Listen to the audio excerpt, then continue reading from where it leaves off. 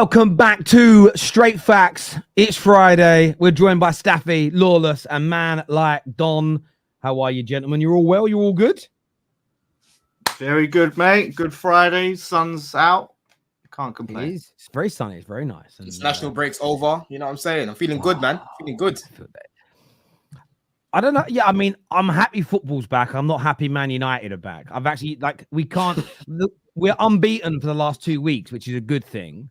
But, yeah, it's going to be a mad one. Loads to talk about today with the return of the Premier League, big games this weekend as well. But I did want to start with Manchester United, predominantly because it's been announced today that young Kobbie Mainoo is going to miss somewhere in the region of 6 to 7 weeks. It could even be up to 3 months with injury, an injury he sustained just before the international break. The manager has come out today defending himself, basically saying the underlying metrics, the basics of what we're doing is really good. We just got to improve the results. The team do look in decent spirits in training, to be fair, but what millionaire footballer doesn't look in good spirits? Most of them do.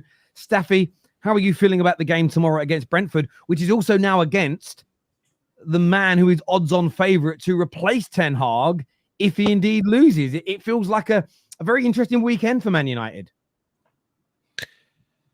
Where do I start? I haven't spoke about Ten Hag in a week, so I feel a bit rusty, you know. I took this international break quite literally as a break to not talk about United, to not think about United. And unfortunately, United are back tomorrow. So the spirits are not that high. I know Lawless said it's Friday, it's sunny outside. Yeah, that's for everyone who's not a United fan. There's nothing for me to look forward to, you know, other than the job is not finished. So you know what it is. What's his name?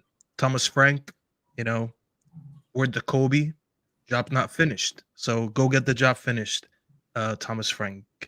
Get rid of this manager for me. You know, the Mainoo injury does not surprise me. I spoke about this after the Spurs game. Actually, I spoke about this a while before the Spurs game. I said the way we're using Mainoo, like he's prime N'Golo Kante, it's good for stats. It's good for people to retweet on Twitter, say, hey, haha, look how many tackles he's won, look how many duels he's won, look how many clearances he has. He was never meant to play football that way. He's not that type of footballer. We said he's covering too much ground. He's being ran to the ground. He literally had a busy summer and didn't have a preseason and was starting for us in the Community Shield game. So it eventually caught up to us. Who would have thought? We sat here and we predicted an injury and it happened. But hey, the Ten Hag-ers will tell you that he's just unlucky. You know, he obviously got injured in the Spurs game, got subbed off early. A week later, we saw him in an Aston Villa game. But I was meant to believe that day that the reason our center-back partnership didn't play was because of rotation. Well, how come you rushed back the player that was injured just a week prior? So what, you only rested him one game in the Europa League and brought him back? Mind you had Ugarte who was sitting on a back-to-back, did not play back-to-back games, and he didn't play him that day. So this manager is once again a liar. And listen, nothing new. He gaslighted us again in the press today, saying it's fairy tales, is this, is that. This is not a fairy tale. This is a nightmare. And I thought I'd wake up from it this weekend. Sorry, not this weekend, this international break. And it didn't happen. And he's here. So there's more hell coming for us as United fans. It's good to hear. It's good to hear. I'm glad you're having such a great day, Staffy. Like when I look at it, Thomas Frank is such an interest. I mean, would you really like accept obviously Ten Hag going and Thomas Frank being the guy to replace him? Thomas Frank outcoached Ten Hag every time he played him. So it doesn't matter if I want him. The matter is the facts say that every time he plays him, he coaches him. He gave him his welcome to the Premier League moment, 4-0 on his head 3 years ago. Did we forget that? Last year, the most touches in the opposition's box, 85. We were lucky to leave that game. Remember that game? Mason Mount came on and he scored that one goal and then they tied right away. Should have never left with a point that game. And we're the first game of the season, McTominay, 2 headers in the 92nd and 97th minute. Every time he plays this manager, he gets outcoached. Yeah, but that's a reason why you think he will lose. But is that a reason why you think he'll be a good fit for Man United? Like, I didn't say that. I'm saying the matter of the facts is he's a better manager than him. I Yeah, don't but I'm need to asking- want him to know that he's better than him. Okay, so anyone that's better, yeah. So anyone that's better, even though you think Ten Hag is that bad, so obviously there must be loads of managers better. You just take anyone because they're not Ten Hag. I Is didn't that say where you're that at? though. So that's what I'm You're asking asking me you. my opinion on Thomas Frank. I said Yes. he's outcoached Ten Hag every time he faced him. Would he be my first option? Of course not. But if we Would got you be him over happy Ten with Hag, it? Yeah, would is you it an be happy with improvement? that Yes, it is. appointment? Would you be happy with Thomas Frank if you went and got him? It's not a matter of being happy. I know we'd improve. I know we'd be better. He's not what I want. He's probably not top 3 of what I want. But I am aware that he comes in, he makes us a better team. He spent 6 years with Brentford. I don't know how many of them in the Premier League. 3 of them, 4 of them. He's done a decent job for a much lower team. You can sit there and smirk and do all you want. I told you, you got the Spanish David Moyes in your team. So You're you should going be- political. I see what you're doing. That's why. I see what I'm you're just saying, doing. Thomas Frank would be better than your manager as Yeah, well. So if you ask him if he's yeah. a good manager, he is better than Ten Hag. Do I Yeah. want him? No. If he came in, I'll say this. If Thomas Frank would have came in this international break, I wouldn't necessarily say that's what I wanted, but I would be okay with it. Like I wouldn't sit here and rage, be like, I didn't get what I wanted. Because I know there would be like day and night type of improvement in this team. This is how bad. Like I don't think you understand how much I don't rate Ten Hag. He's generally like in my opinion right now from what I've seen, he's top. Yeah, well, yeah. I mean, He's like bottom look. 25% Sorry to in the league. interject. This is the thing with the question you're doing there, Lawless. It's very leading, right? We of course want the best manager in the world to come and manage us, but there's the difference between what we want and where we're at. The thing is as well, you've gone for look at the managers in your heart of hearts. Barely any of the players you sign you really want. Because you want the in reality, as a West Ham fan, you want the players that City and Liverpool and Chelsea and Arsenal and Real Madrid are signing because they're the best players in the world. But you know the reality of who and where you are as a football club. Yeah. Man United fans, we are Man United by name right now. We are Man United historically. We know, again, you read enough reports on it. Alonso said no in the summer.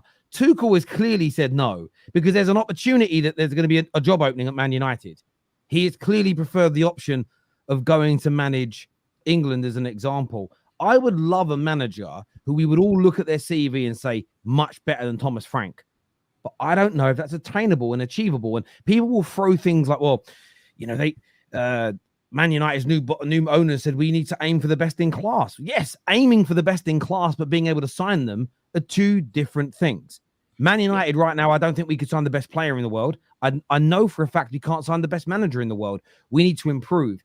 Thomas Frank, this kind of a tactic from rivals will be, oh, you're happy that Ten Hag's gone, but then it will twist straight into, well, let's try and make him feel shit about the new guy that's coming in as well. It's a way of making us feel crap no matter what happens. Yeah, but you're missing. I think you're missing the sort of nature of my question because I'm not asking in terms of, you know, do you want, would you rather an Ancelotti? It's in relation to where you are now. So as West Ham, I was buzzing when we signed Kudus and Todibo and all. Yeah, okay, like dream is Neymar and all Messi, them players like that. But my happiness is in relation to the players that we're signing where we are as a club. So Thomas Frank, what I'm asking, would you be happy with Thomas Frank? Not because, you know, you're Manchester United and you should be getting more than that, but in relation to where you are now, do you think that yes, we're a 14th place team in the Premier League. I just thought he'd been an improvement. So Thomas Frank would be the best you can get. That's what I'm saying. Is he the best? Well, maybe if you look again,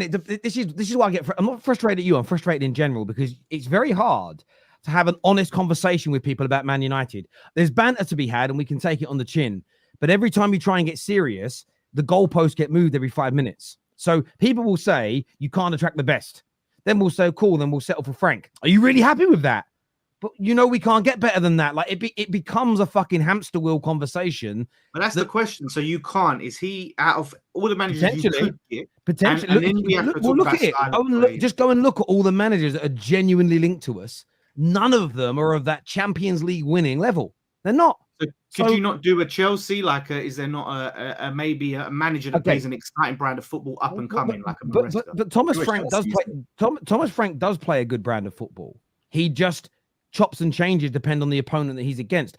I don't think Man United taking on Thomas Frank is a bigger risk than Chelsea going for Maresca or Arsenal going for Arteta. I wouldn't look at that as, oh my God, United have made a decision here that could make or break the club. It is so left field. No one's ever done this before. Those two clubs have. You know, he is a Premier League level manager who on a shoestring, listen, their new stadium at Brentford costs less than all of our club's top signings. That's how small they are financially on a shoestring budget in comparison to the rest of us, survives every year in the Premier League, plays nice football, has got multiple scalps against really, really good teams. He can adapt depending upon his opponents. I think he's a very good Premier League manager. Well, scores a lot of goals as well. Something Ten Hag doesn't score goals.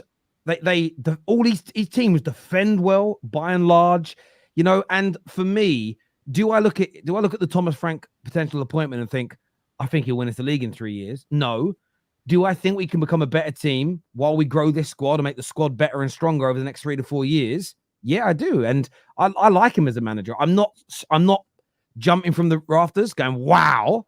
Equally, I'm not sitting here panicking thinking, oh my God, we bought another dud. I'll be quite excited to see what he could do, to be honest. It is interesting that no other sort of top teams have really gone, like Chelsea. Obviously, they didn't really go for him. Spurs. Like he's been one of these managers, I think, that's always been talked about by fans as someone that could be an option, but it doesn't seem like any real top clubs have seriously gone for him, which is because he's not a top manager. He's just a good manager. That's what I'm trying to say. He's a proper Premier League manager. So Maresca, was he a top manager when Chelsea signed him? Was Ange Postecoglou a top manager? That's what I'm saying. His name wasn't even he wasn't even interviewed for those. Exactly. But here's the thing: I put Marco Silva, I put Thomas Frank. There's certain managers that are good Premier League managers that exist in the Premier League that most of us big teams wouldn't really look at as that guy who's gonna sustain either a level I'm at, if you're a City or a Liverpool, whatever, or get you to that winning level, whether you're a Chelsea right now or even an Arsenal with Arteta.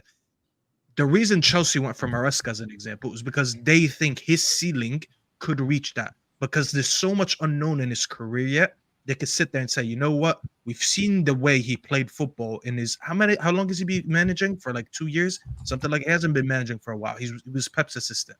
So they look at him and they're like, you know what? There is a high ceiling if we put him in a good team and we nurture him well and we give him the tools that he needs to succeed. They look at him the same way Arteta was looked at by Arsenal. That is different than a Thomas Frank. I don't think Thomas Frank is a league-winning level manager. However, he's a very good Premier League manager. He can go into any team, in my opinion, and make you a good enough team to stay at least where you are, if not, in United's case, improve. Because look at Brentford. He took Brentford. Obviously, they were just promoted. And 3-4 years? They're always mid-table. They finished a little bit higher in the league a couple seasons ago. So he's capable enough to make decent players. Sorry, not even decent players. Average players look decent and finish in a decent spot in the league. And that's what United need right now. This is what I'm saying. I wouldn't want him because I know in a couple years I'll still need another upgrade on him. However, I look at him and I know right away this guy comes in, he at least takes me somewhere back in the top 6. No doubt in my mind whatsoever. Yeah, I want to see it because I'm curious to see how we do. Yeah, well, I think on top of that, I mean, he was heavily linked. Sorry, Don. Sorry, he was heavily linked to Chelsea, and Chelsea reached out to him. He just said no at the time. So go back to I think it was May last year. So Chelsea did, and again, look, I understood. I mean, it looks very good for Maresca right now. I understand why some managers in the last year would have said no to Chelsea. The same as I understand why managers have been saying no to Man United in the last year. It's a very strong report over the international break that Alonso turned us down in the summer. And Maresca's helped turn things around. But when it goes wrong for a long period of time at a football club, and even worse at United compared to Chelsea, lots of people are put off by that. Players, managers, coaches, scouts, because they think if it's a poison chalice, I'm damned if I do and I'm damned if I don't. And I do have a question here from Maradon before I go to you, Don. Sorry. He says, so Frank can manage hungry players. How would he manage overpriced bums? That's the question. But this is what I want to throw out to everybody that's kind of laughing at Thomas Frank. Instead of just shitting on every manager we're linked with, who is the manager that can start to improve us and do you think that's attainable and can start to improve us? If your answer is Man United are just going to be crap forever, then I know you're trolling. So you don't like Thomas Frank, Maradon. Loads of you are laughing at it. Tell us who the guy is. Tell us who the attainable manager is that starts to improve Man United. If you can't give us a name, then or even a suggestion of the type of manager. So you don't even need to name him. Give me an idea of what that person does, the type of club they're at now, the way they manage. Give us an idea. Can you articulate it? Another thing on this comment, I can't wait to get another manager for that word where he said overpriced bumps. I'm so tired of people thinking the team is full of bumps. I'm so tired of it. The whole team is not bumps. I don't know how many times I need to say this. The whole team is not bad. You think everyone who's been here before Ten Hag and after Ten Hag came in is a bum. That's just completely illogical. These players, most of them, go onto international break, and we see them all bowling with their countries. All of them. Even Bruno. I know you were gonna fucking say that, and that's why I didn't want to use that example. Give it up with this Bruno thing. Everyone who goes on international break looks half decent at least. There's no way you're telling me they're all bums when they all play good football before they come to United with their countries and after they leave United. I'm hearing the Canio coming out and saying, "Why did we sell McTominay?" Come on. Like, what more evidence do you guys need that this manager is the reason everyone's bad? I wouldn't say everyone, but like 90% at least. That's what it is for Lawless. I can fully understand where Staffy and Terry are coming from, because I was literally in a similar situation last year, bro. I was looking at Poch, and again, him and Ten Hag, very, very similar, bro. I actually said Poch was worse than Ten Hag because he made Ten Hag look like fucking Heisenberg when we played these lot away, bro. Yeah, shocking performance against a team that was just losing week in, week out and getting away with wins, right? But when you look at what Ten Hag is doing, bro, you just look at it and think, bro, anyone can do a better job than this. Anyone can do the bare minimum. Like, for me personally, I was looking at the likes of Company last season. He would have done a better job than Poch, in my opinion. Thomas Frank would have definitely done a better job than Poch. Even Potter would have done a better job than Poch because the players that we had last year, right? So right now, I think Staffy and Terry, they're in a position where it's like, okay, yes, ideally we would like the Peps and would like the top of the top, the Xabi Alonso's and that. But we just need someone first that can come in, do the bare minimum, stop making football look like rocket science like Poch, like what Ten Hag is doing. You know what I'm saying? Just do the bare minimum. When it comes to press conferences, the communication, again, the injuries as well, stopping all these little intangibles from happening, and basically just bringing everyone together and going back to basics, bro. That's what they want. They just want to go back to basics. Can I? That's what a lot of people are not understanding, Don. So 1 second, take. Yeah, because I'm hearing a lot of arguments. People saying, "But that's what you said 3 years ago. That's what you said 4 years ago. That's what we said 5 years ago." It is a completely different situation than 3, 4, 5 years ago. 3, 4, 5 years ago, we were getting angry because we were finishing fourth or third, or we were finishing second, but we were about 16 points off City, something like that. These are the things that used to get us angry because we thought we want to take that next level. With Ole made us a decent enough team. We just knew he wasn't a good enough manager to transition to finally going from counterattack to possession and being that team that dominates the ball that eventually wins the league. We just knew that he was ceiling. The targets back then are completely different than now. Back then, I was complaining about not competing for the league or winning the league. 3 or 4 years later, I am complaining about not playing decent football. People don't understand. I went from complaining about not eating enough steak to now I'm complaining that I'm starving and my fridge is empty. That is how low we have dropped as a football team. And that's why the targets are different. 3 years ago, I would have never entertained the idea of a Thomas Frank. But right now, I know that he does the minimum, which he makes us a decent team that plays football, that is not -3 goal difference, that is not getting pammed every week, home and away in Europe or in England. And that's I feel like that's where United fans lost the vision. We are not in the same issue that we had 3 years ago. No, I totally agree, and I think that there are still United fans that I understand wanting Ten Hag to turn this round, because ideally I would want him to turn it around. I don't want him to fail, but I don't see him turning it around. Like, I'd love to play brilliantly tomorrow and win, and then we kick on from there and become great. But do I believe it's going to happen? No, I'd be lying to myself if I thought it would. So what I want and what I feel will happen are two very different things indeed. Some super chats here. First one says, afternoon, Terry and the TFT crew. Lawless. DOI. Okay. Do you think we'll come to West Ham in a minute, because I hate crossing topics. It's something about that makes my skin crawl. I don't know why. I just like ending one and moving on to another. This here says that's about Chelsea. Sorry, we're not going to do any of the super chats because we'll come into them later. They're not on the United stuff. But Terry and Staffy, the plastics masquerading as United fans, we laugh at these gestures. Catch both and lump up both. Not the size of tennis balls.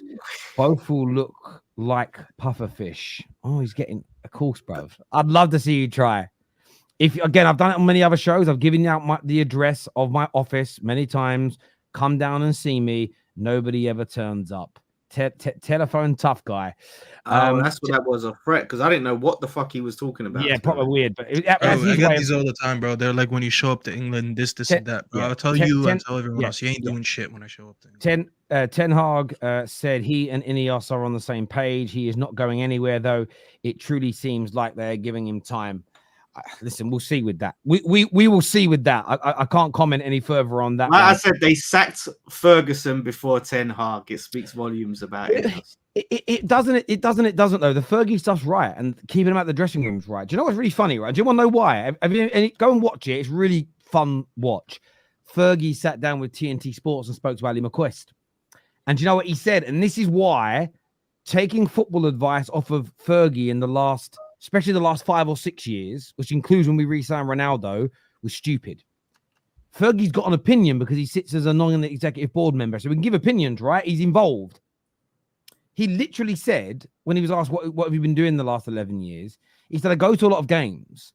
He says, but I have stopped watching football from the perspective of, because in the last 11 years, I've not studied the formation, the tactic changes, players in any great detail. I just sort of turn up for the match. And he says it was the other day I was listening to Frank Lampard do some punditry, and I was so impressed with how he broke down the tactics. And he was like, maybe I should spend a bit of time sort of relearning football again in that way. And when I heard that, I thought, fair enough, he's retired. He doesn't need to keep up to date with what's going on. If you left recruitment, Don, you might not keep up with the day-to-day ins and outs of the industry, right? But then I'm thinking, imagine the Man United board, up until the new one, Ineos, allowing someone who is not involved in football anymore to still be involved in football fucking decisions. That is how we've ended up here. Genuinely, not just that reason, but that is a telltale sign. We basically took his advice on signing Ronaldo when at that point, that was about 7-8 years after he retired. And at no point had he really kept up to date with what was going on in the game. And we went, oh, Fergie thinks it's a good idea. It must work. It's like, bruv, he's retired for a reason. He ain't. When I saw that, I was like, "Wow." They should have kept him as an ambassador, though. Do you know what I mean? A spokesperson, ambassador for the club, and things like that. Do you know what I mean? Like, keep him on in that capacity, not necessarily. He is. They're just not paying him £3 or £4 million a year to do it. Yeah, exactly. He's not wrong. He's worth 80 million quid. Why are we giving him? Like, for me, this is the way I look at it. See, I'm looking at it this way. If I'm worth 80 million pounds. Okay, let's just scale it down. I'm worth 8 million. I'm at 8 million pound in the bank. I've sold the football terrace to somebody, and they're like, Terry, we'd love to keep you on as like a consultant. But imagine that, Terry, look, we're really struggling financially to like pay everyone and FFP, we're paying you like 100 grand a year to be this like consultant. I love the football terrace with all my heart. If I was worth that much money, I'd be like, do you know what? I'll still do it for free. Fergie loves Man United. He doesn't need £2 or £3 or £4 million a year. And he shouldn't have access to the dressing room, and he shouldn't be making football decisions. It sounds like Man United need that money more than he does, because it's cancelling parties and things like that. All of us, hang on, but all of us do. All of our clubs do. Do you know how close most clubs are to FFP? Like Chelsea selling off assets. Man United, we're all really close to it. So yes, 4 or 5 million off Fergie. You might spend, say, 3 and 4 million here, another 100,000 there, another 10 million there. Or you start doing parties, that. Though, Terry, like we're getting that desperate. We're cancelling Christmas parties. So what? Yeah, why not? Why not? I don't care. Come on, hang on, but you got to think about this, right? The footballers will have their own private. Again, this is why I think we're losing. We are thinking about this like it's us at work. These are collectively, these footballers, how much are these footballers worth collectively, do you think? They're probably, between all of them, easily got £200 million in the bank. Why do they need the club to pay out £1 million for some dinner when they're already that rich? They're not working class people. A lot of these parties, though, include the dinner lady. Wait, Lou, let's go back a little bit. Did you say there's no need to cancel the Christmas party? I'm just saying it comes across it comes across desperate in a desperate situation. It comes across like they're in serious financial issues. We're not cancelling Christmas parties. You know what I mean? We're not, sacking off legends. What one of your legends were you paying £5 million? Who's worth £80 million himself? But again, you can't say we're not doing it and then not do the same comparison. You can't change the comparison. How many ex-legends of yours? Hang on. How many ex-legends of yours are being paid £3 or $4 million a year while they're already worth £80 to £90 million? Who are they? No, I don't think what they're worth is relevant. I think what you're paying relevant. Is relevant. No, it's not relevant. It is relevant. It is relevant. Why is how much he's worth relevant to what you're paying him? It doesn't matter if you're paying someone to do a job. Because have you not looked at the problems Man United have got financially, Lawless? We are because of the Glazers and what they've done to us for 17 years. We are sailing so close to the wind. We have to save the money. I don't know why this is so hard to understand. Yes, no, I get that. But what he's worth has no bearing on that because he's worth 18 million. It did. I'll tell you as to why. No, it does. Because if he was an ex-legend, like Nobby Styles, God rest his soul, it was an ambassador we were paying 100 grand a year to. All those ex-players of that age group, most of them were broke. Most had no money. I would be devastated if we took that away from someone who made this club what it was. But not if they're worth £80 million. They don't need the money. So I'm not worried about them. Fergie's doing the same job for free. Why does it matter? He doesn't need the money. I don't understand why this has become such a big talking point. If he's willing to, and Terry,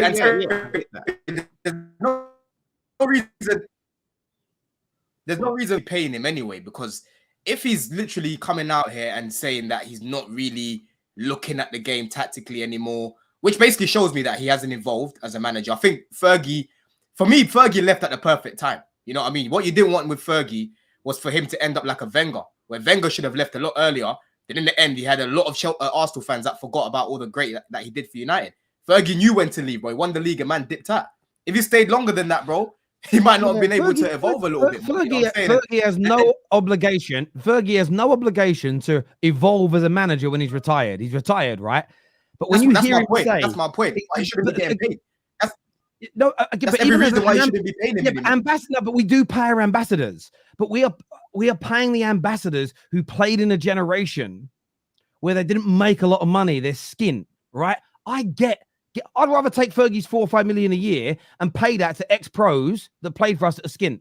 That's a better use of that money, in my opinion, than giving it to someone worth £80 million. It's crazy to me. Like, there's no reason to give Fergie any money. What's he getting paid for? What's he getting paid for then, Terry?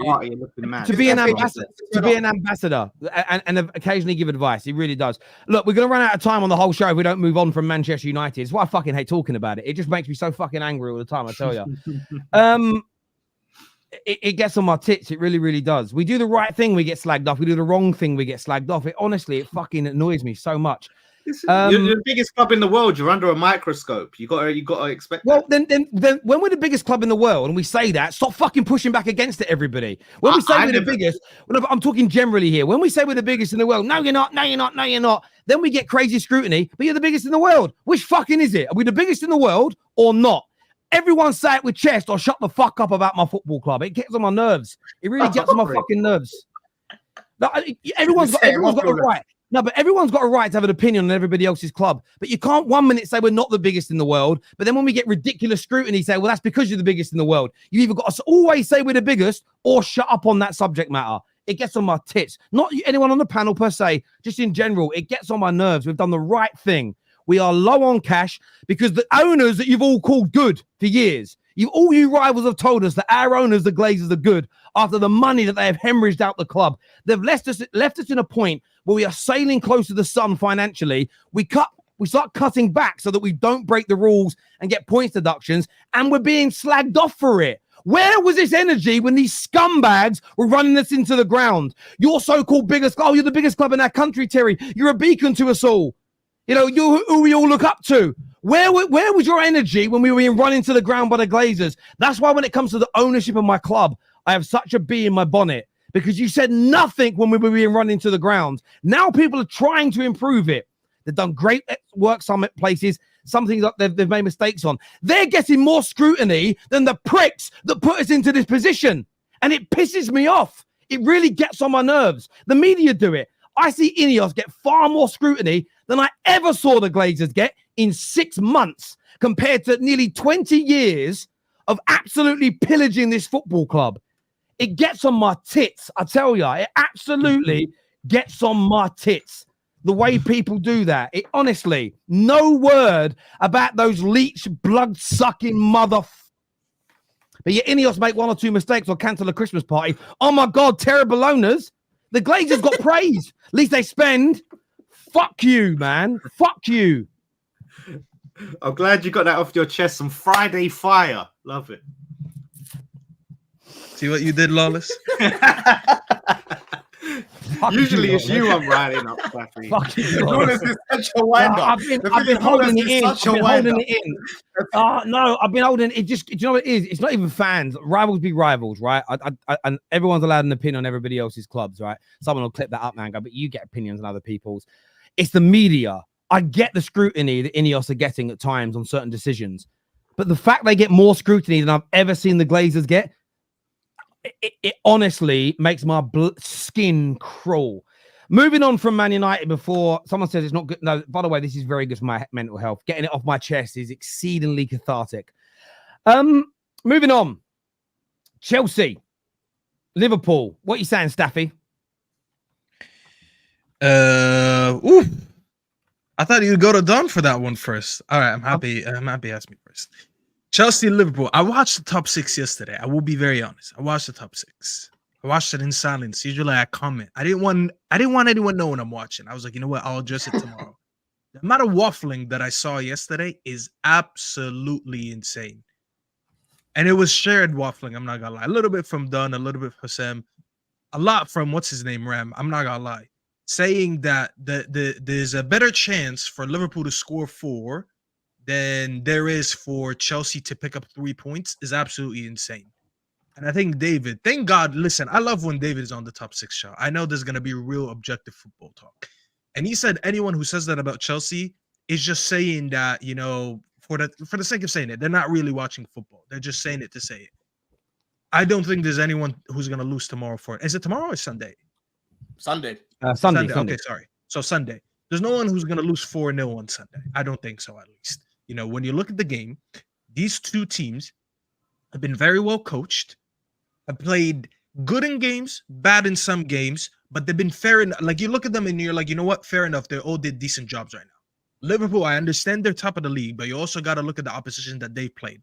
A lot of Liverpool fans have been very aware that they played mainly bottom league teams. Bottom of the table league teams. Only United, and United haven't even been that good. Whereas Chelsea, they had a little bit more of a challenge, but I think they have the best attack in the league right now versus Liverpool. I have the best defense in the league. So objectively, if you really take away the last 2-3 years of Chelsea when they look shit and you just look at them this season, you wouldn't say that this team is getting battered at all. This team should not get battered. And if they do, then there should be a lot of questions being asked because they're not that bad. However, at the end of the day, the game is at Anfield. So when you take away footballing reasons and you just put the atmosphere behind it, the mentality of them being at home, the mentality that Anfield is a tough ground to go to and all that, you might make a case for Liverpool. But I actually have a hot take. I think Anfield has been Anfield in the last, decade maybe, because of Jurgen Klopp. I don't think they play that football anymore. I don't think Don is going to be watching the game on Sunday and he's going to feel like they're getting suffocated. They can't breathe. Liverpool putting them under pressure. That Liverpool does not exist anymore. And that's not a bad thing, by the way. That Liverpool does not exist anymore. That gung-ho Liverpool, which is just spam, attack, that's it. They don't exist anymore. Arne Slot has went into games this season where he conceded a lot of the ball, but he left with the 3 points. And as I said, these are signs of a good manager. It's just going to come down to who out-tactics who. I think Arne Slot is a little bit more flexible, tactically flexible than Maresca, and he's shown it. Because I think Ram said that he was like, name me a game where da-da-da-da-da happened. I'm like, bro, they came to Old Trafford, they gave us the ball, and still scored 3 goals and left with 3 points. That's how good Arne Slot can be on the day. So it's going to be a very interesting game to watch. I think it's gonna come down to as basic as simple as it sounds. It's gonna come down to the best attack versus the best defense. Who's gonna outdo who? Are they gonna shut down Chelsea? There's a very good possibility that they do. Or are they going to put a couple past Liverpool, because they could possibly do that. So it's going to be much closer. I haven't really made up my mind yet. I mean, like, you're probably going to ask me for a prediction in a minute or two, and I haven't really made up my mind yet. I just think it's going to be a very good tactical game. I don't think there's going to be a lot of goals. It's going to come down to who adapted the quickest, I'll be honest, because both of them are new to the Premier League. But as I said, Arne Slot just has a little bit more tactical flexibility that I like over Maresca. So maybe that's just gonna sway me a little bit to say that Liverpool might win. But there's not gonna be no batterings. There's not gonna be 4-0. There's not gonna be any. I agree with a lot of what you've said there, Staffy. Apart from just the tactical flexibility, because Maresca's actually showed tactical flexibility himself as well. Like the first game against Man City, we played a 4-2-3-1. Was a little bit more safe, a little bit more cautious. Against Wolves, we opened up a lot more, bro. If you remember that game, we scored 6 goals. You know what I'm saying? Against Palace, we controlled the ball a lot more. Against Brighton, it was more ping-pong football again. Against West Ham, we let them have the ball. We said, come break us down. So he's actually been quite flexible in his approach as well. And that's something that a lot of Leicester fans were saying he's not. They kept saying he plays one way, it's boring football, he's not going to adapt. But so far, bro, he's shown me he can go Can I ask you something, Don? Or he can... Go on. I don't want to interrupt, but can I ask you something on this? Yeah. How good, because I feel like I've watched Chelsea, but I still haven't watched enough of Chelsea to know this about them. How good are you without the ball? That's what I want to ask, because I don't think I've seen them without the ball, especially against a bigger team. Good question. We're a lot better than last year. Like now, I'm actually starting to see the counter pressing improve. That's something that I spoke about when I watched Leicester, bro. Like Leicester would win the ball back within 5 seconds. Their counter pressing was very good, and that's something now that the team, you know, they're starting to understand what positions they need to take up. Because with Maresca, what's key in his system is the positions the players need to take up. Now I'm seeing the likes of Caicedo winning the ball back quite quickly. We've got the likes of Palmer, Jackson, and that. The ball's barely getting through to our back line because we're winning it back before it actually gets there, you know. And off the ball as well, we're compressing the pitch, bro. We're closing off a lot of passing lanes. We look a lot better off the ball in comparison to the start of the season where it was a bit shaky, if that makes sense. That's why for me it's going to be an interesting game, bro, because I like what I've seen from Maresca so far. I'm not surprised by it, of course. Slot, I didn't really do much research into him, but again, for me, he's been the most balanced in terms of, you know, Arsenal and Man City so far. I think defensively they've looked good, and attacking as well. They're scoring quite a lot of goals. But for me, the main thing really is just the mentality, bro, because we've got the quality to beat them. You know what I'm saying? We've got the attack to beat them.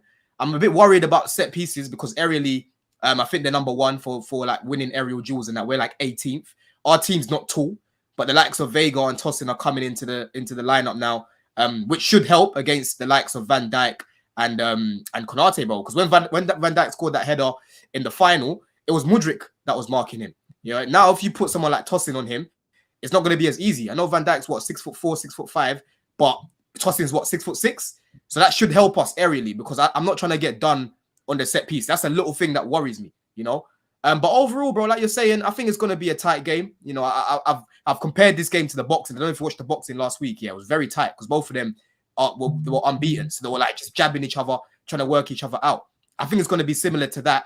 And then whoever wants to take the opportunity to pounce, if Szoboszlai loses the ball in the final third, we're very good at counter-attacking, bro. We've scored 3 goals this season from counter-attacking. We can get from back to front very, very quickly, bro. That's one thing about our attack. Very, very quickly we can get from back to front.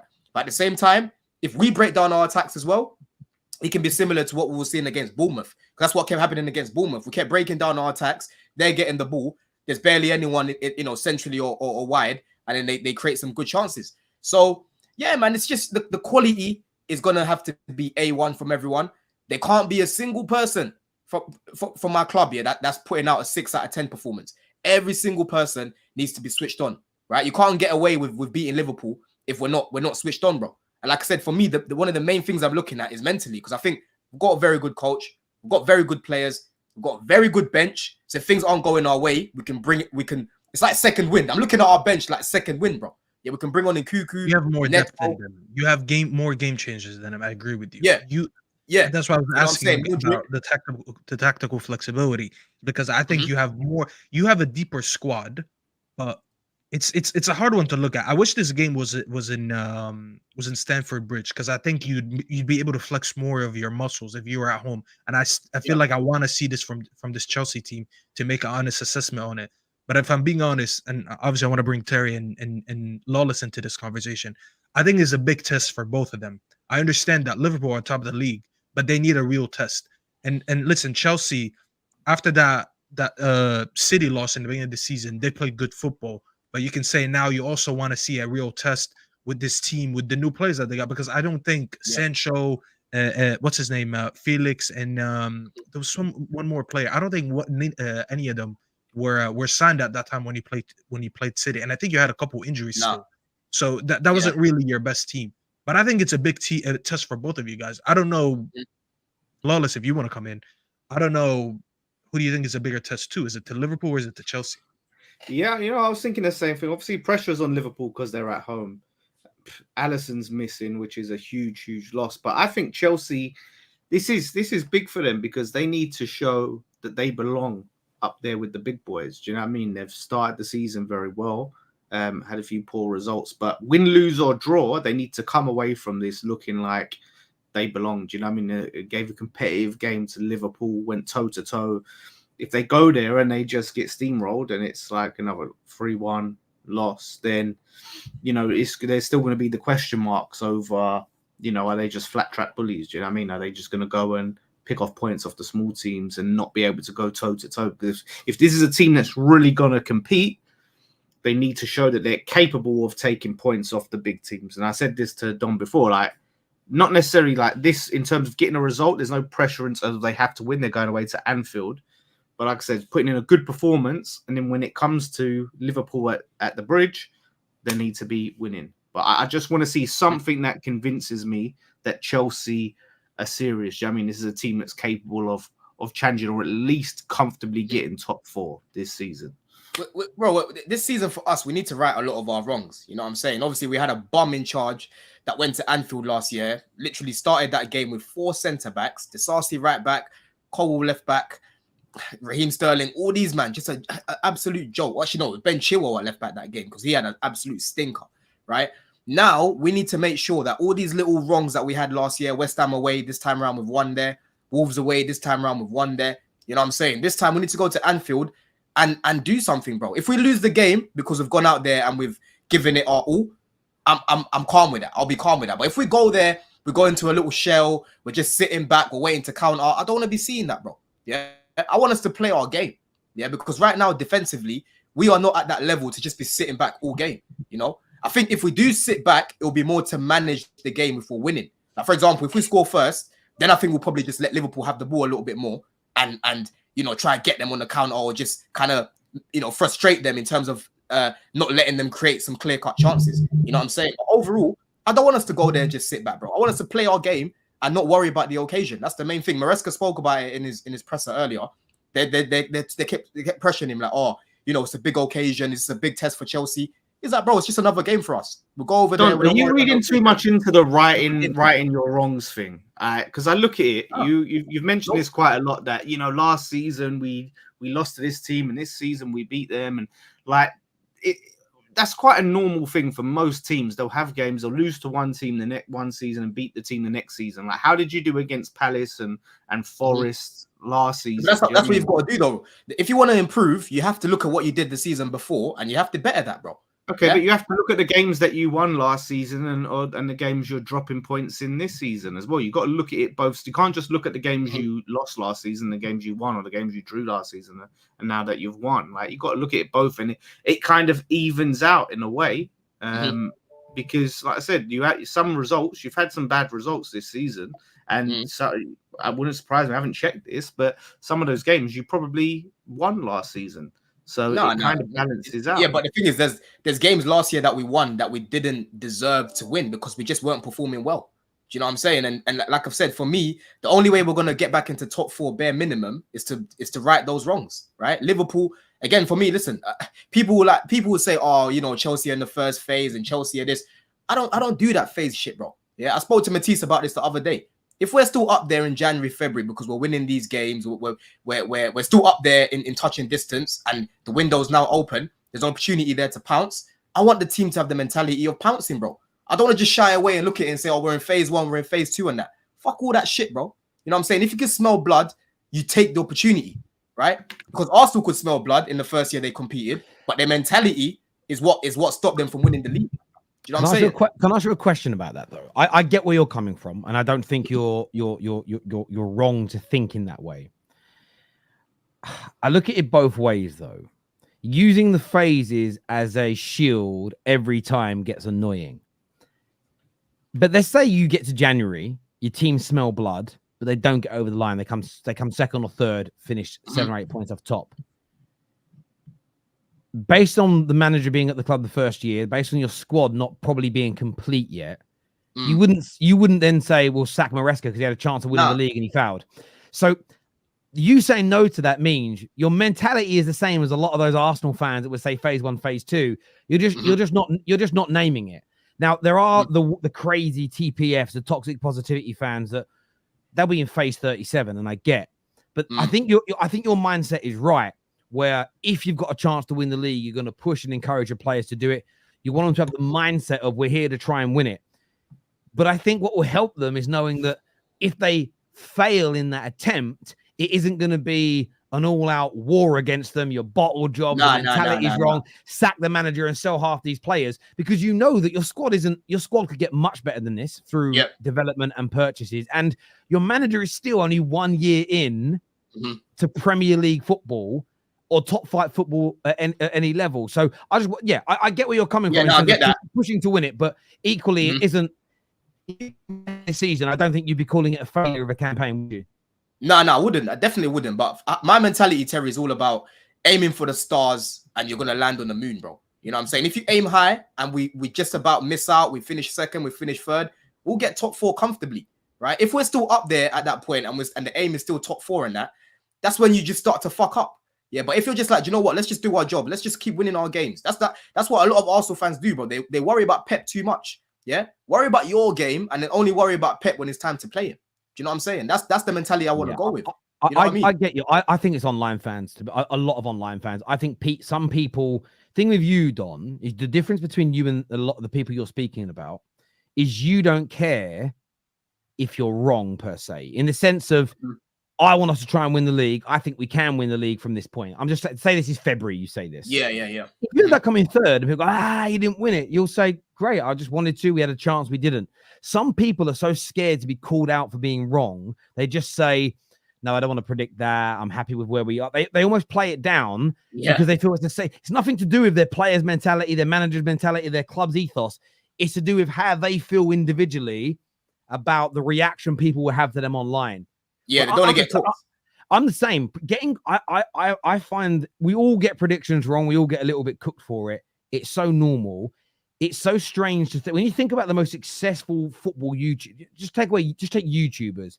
A lot of the up and coming new people are so desperate to really give a prediction, so desperate to not get things wrong. A lot of them speak in riddles. They speak in generalities all the time. They don't make predictions because they think stupidly. But I will add, if I'm seen to get things wrong, then I won't grow.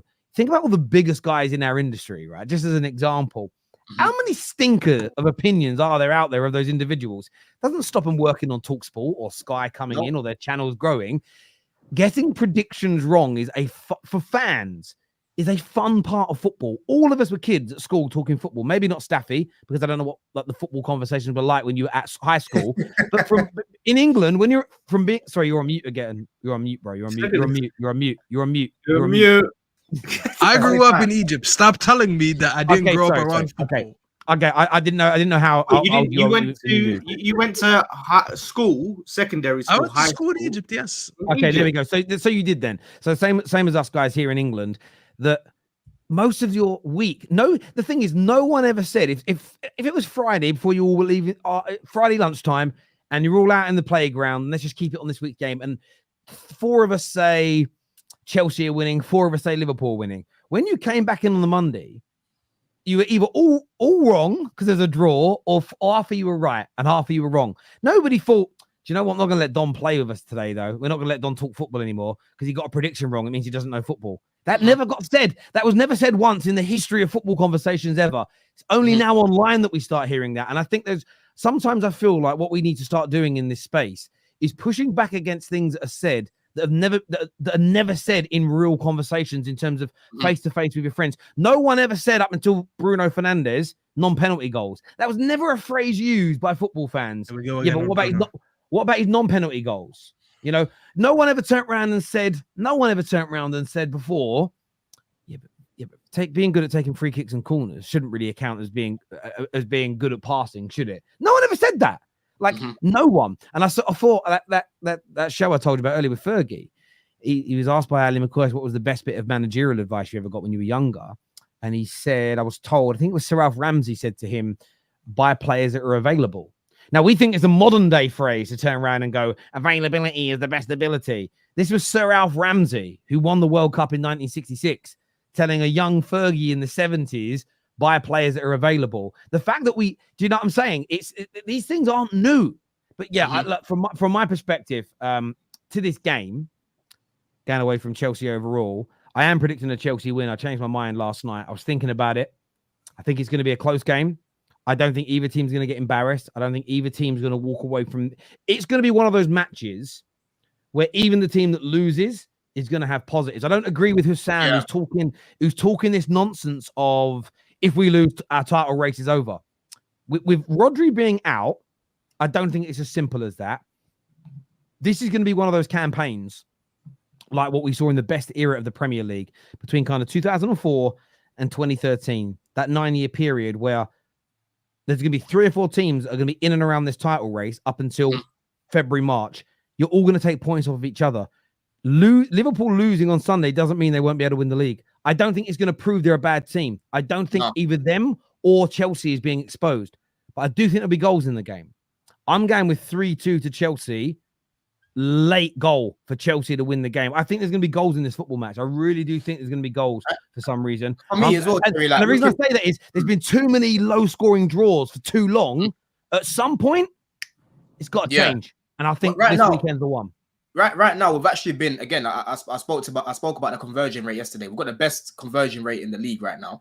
I know my team's going to create chances, bro. I know Liverpool have been good defensively, right? But they haven't faced an attack like ours, bro. You know what I'm saying? This attack that we've got right now is ferocious, yeah? And if we win this game, that's going to go a long way because we've got some tough fixtures coming up. Straight away, the belief goes up, Terry, yeah? Straight away, the belief goes up. And like I keep saying, we seem to perform better away from home. The fact that the fans away from home seem to be a lot louder. They support the boys a lot more. The atmosphere is changing up a little bit, to be fair. Like, I was at the last game, it was good. But, you know, away, we seem to do a lot better. Like, again, I was at Anfield, bro, for Mudrik's debut. We outsang these lot. You know what I mean? We outsang them. So we need the same thing again from the support as well. It's got to go a long way if we win this game. Honestly, Terry. Honestly, man. No, I listen, I think I just got this feeling. And it goes against how good Liverpool's defense has been. I just feel it's going to be a bit of an out. It's going to be a game where it shows both your class, but I think it's going to be an outlier from some of the statistics, like how good defensively Liverpool have been. I think both teams will attack. I think you know how Arsenal's attacking stats were like 5th, 6th, 7th in their opening 5 games, and then they played Leicester and Southampton, and suddenly their XG was the best in the league, and all the stats went. I think Liverpool's defensive stats are very good. I think they've got a very good defense, but I think it's been slightly masked by the level of opponent that they have played. Yeah. And I know they beat Man United, but we both in the first and second half had some very, very good chances against them that we should have taken. And a team with your conversion rate, with your speed and your confidence in your attack right now, I think there's goals there. And if you score first, then I do think my prediction will come true and you'll win. And Terry, there's a myth. There's a big myth as well that we don't know how to defend. Right, we've conceded 8 goals, which is 2 more than Arsenal, and is exactly the same as Man City, bro. Right, and right now I'm not seeing my team getting chopped apart the way I was with Poch, because with Poch there was just so much space on the pitch. Like you see it with United, like there's so much space on the pitch for players to just run into, to pick up, you know, play the little triangles and that. That's what kept happening to us. Now, you know, like Sanchez, two bozo moments against Brighton, right? It's just silly mistakes is what we're doing right now. We're not really getting cut through. So defensively, we have improved. Cole right now, very good form. You know what I'm saying? Tosin, just a few weeks ago, people were asking for him to start ahead of Fofana, right? But there's going to be some interesting battles, bro. Sancho, Trent, you've got Salah, Vega. That's going to be interesting. Vega, again, he's new into the league. How's he going to deal with going to a big stadium like this? You know what I'm saying? Going to be interesting, man. And in the midfield battle as well. We haven't really spoke about Enzo Fernandez and that because, you know, for me, I wouldn't start him. But yeah, it's going to be interesting in that midfield, man. It certainly is. What would your score prediction be, Lawless, be right now? What would you go with? It's a tough one to predict, but I'm leaning with a 2-1 Liverpool.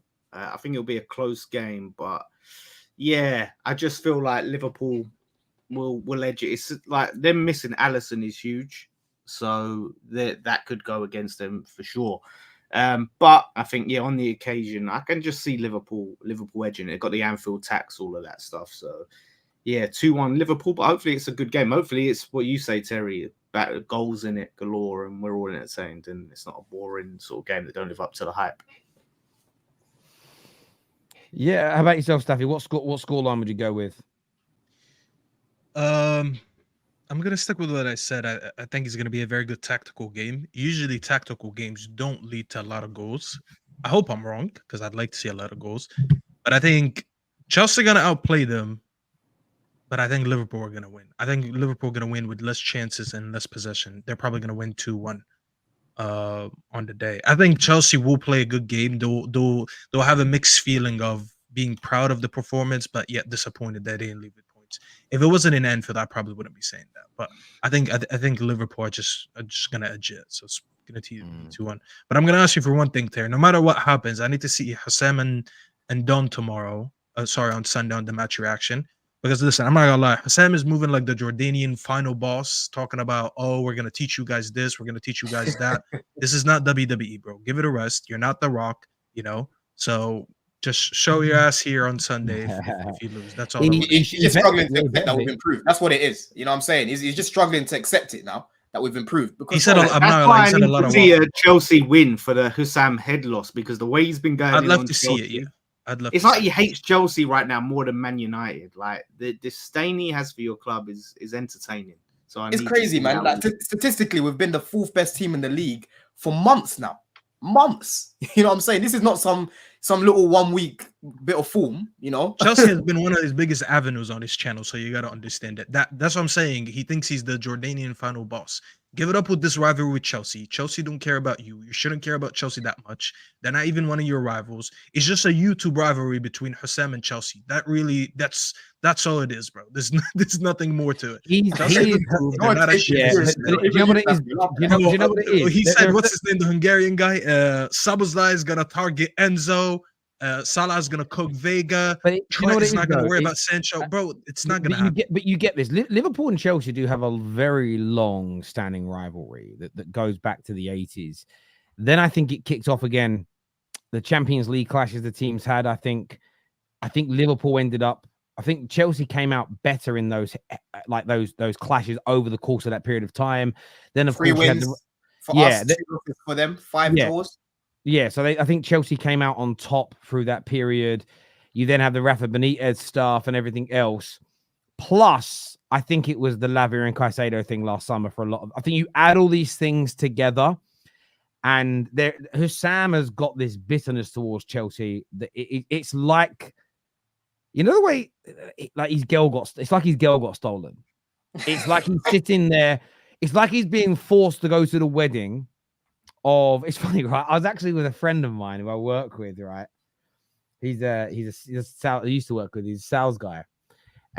This is the maddest story because I'm going to play golf on Thursday. Yesterday that would have been with a guy that works for a big company that makes computer games. I said, okay. He goes, I'm not looking forward to it. I was like, why? Mad story. He goes, he's married to my ex-girlfriend.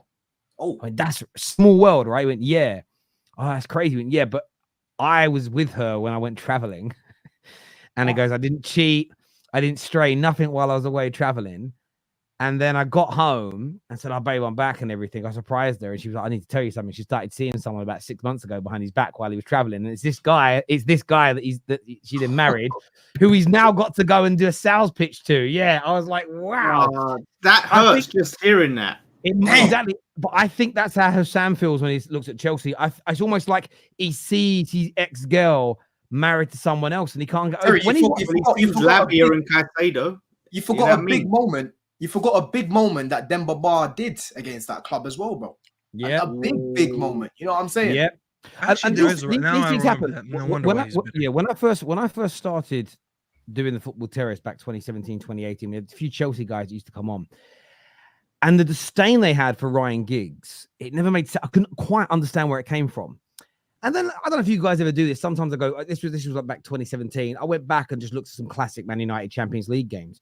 And then I realized, that season, we've only actually played you 3 times, I think, in the Champions League. In the final, where Giggs came on and scored one of the penalties. But we got you in the quarterfinals in 2010. And we beat you home and away. And that was in a period where we rarely won at Stamford Bridge. And Giggs home and away, absolutely. By the way, we're talking about Ryan Giggs with 37-38, bossed the midfield, dominated the game. I think he got 3 or 4 assists throughout both legs. And then it just clicked. I'm like, I kind of forgot that he did that to Chelsea. He did so much in so many games. But Chelsea, though, the certain generation and age of Chelsea fan have never forgotten that. And that's what. And I asked him about it on another stream months later, and he's like, "Yeah, that's true. That's what it was." He broke me in them 2 games. And because I remember Drogba got a goal back at the return. I think we were 1-0 up from Stamford Bridge. Giggsy set up Rooney, got the goal. We went 1-0 up at Old Trafford, so it was 2-1. But you got a goal back. I think Drogba scored. And it was like, oh, crap. And literally from the kickoff, Giggs did a madness. Brilliant pass through the Park Ji-sung. We literally went and scored almost straight away, and it kind of killed the tie. And I was like, yeah, this is why he was angry. But yeah, that's just the only other game I remember against you lot, Terry, is obviously the final, bro. I need to actually remind myself of that. I remember. I think Rooney scored in the first leg. Post. I think he hit the post and it went in. I don't remember who opened the scoring. I want to say, I think opened the scoring. No, that was the final day of. No, he did. No, he did. The one in the league. He did. Yes, he did. But he had a shot. Giggs played it across the box.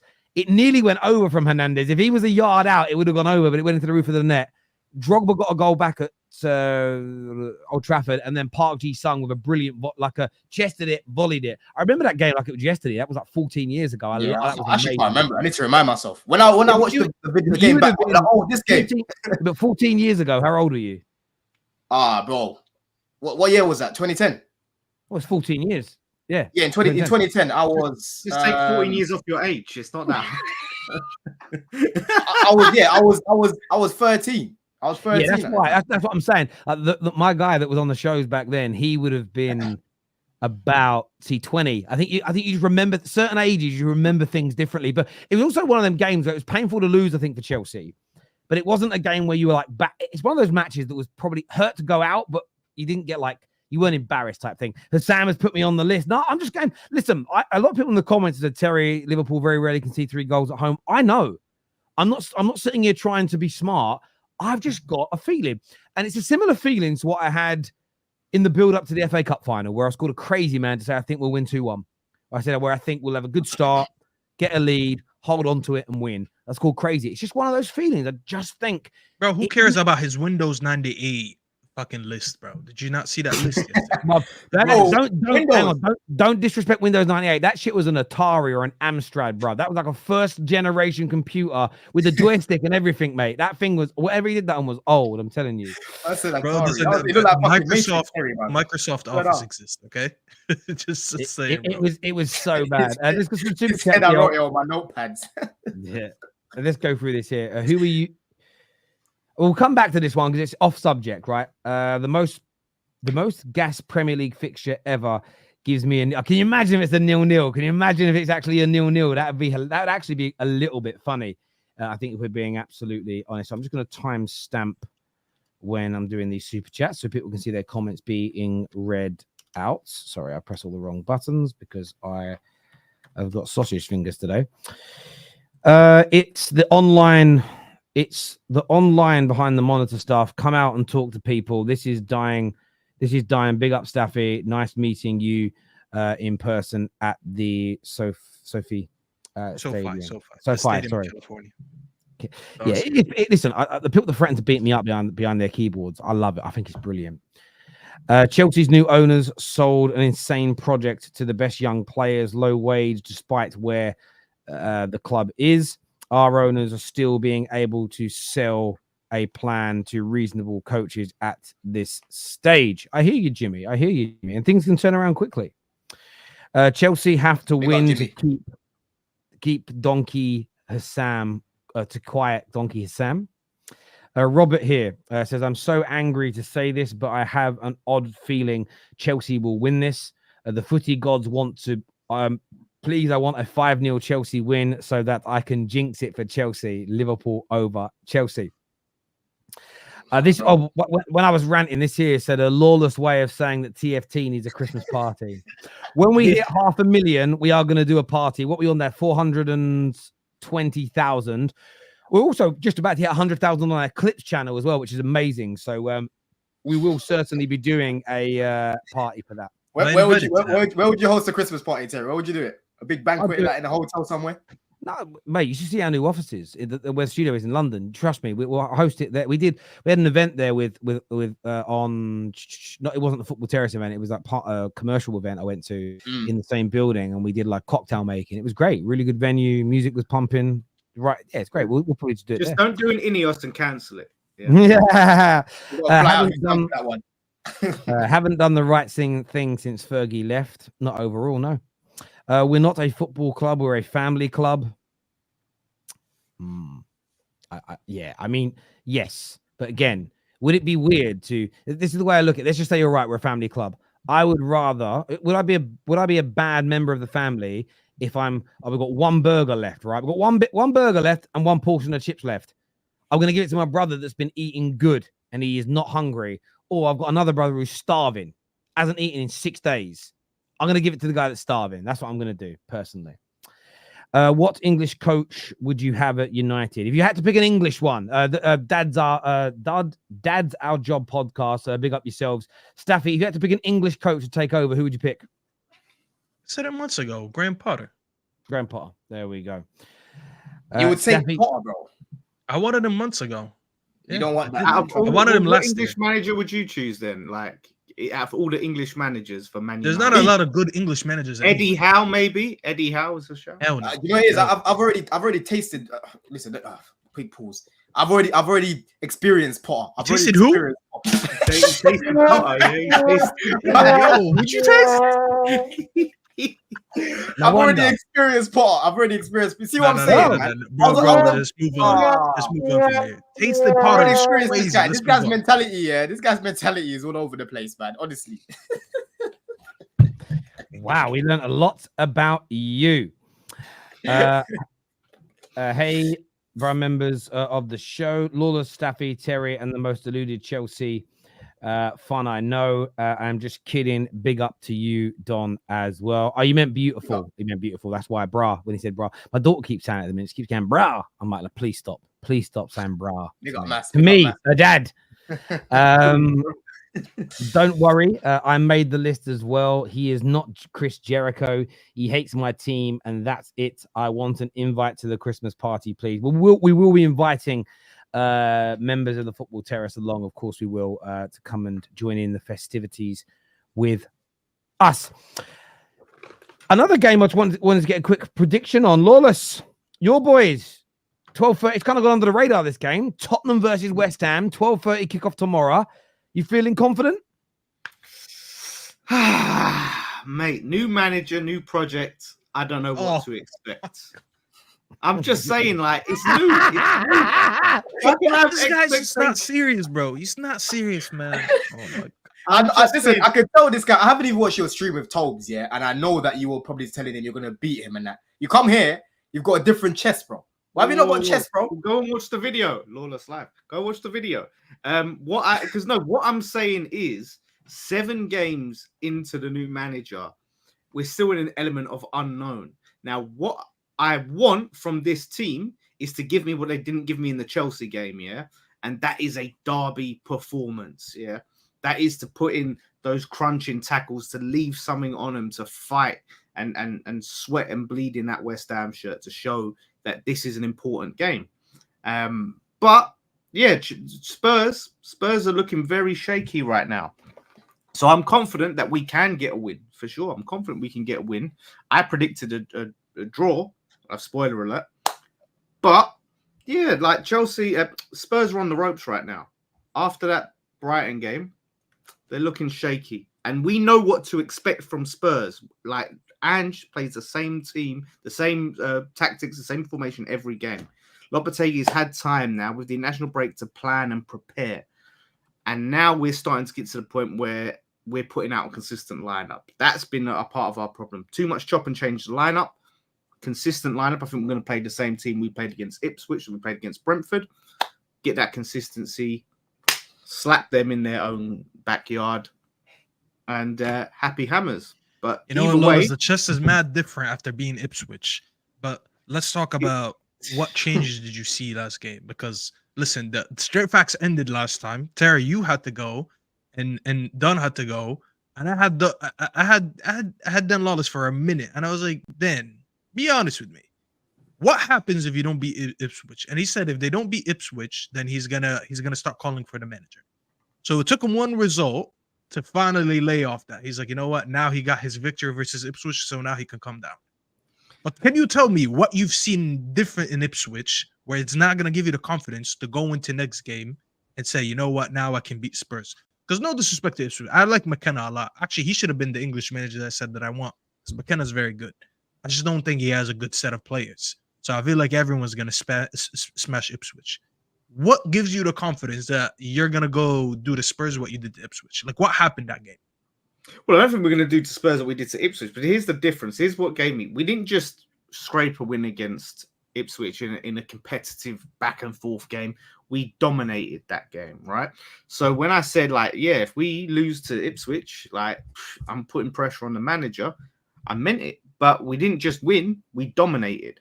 And I saw a lot of positive signs there. Our whole front three, all our attackers scored, which is a positive. So confidence for them. And then we go into the Spurs game.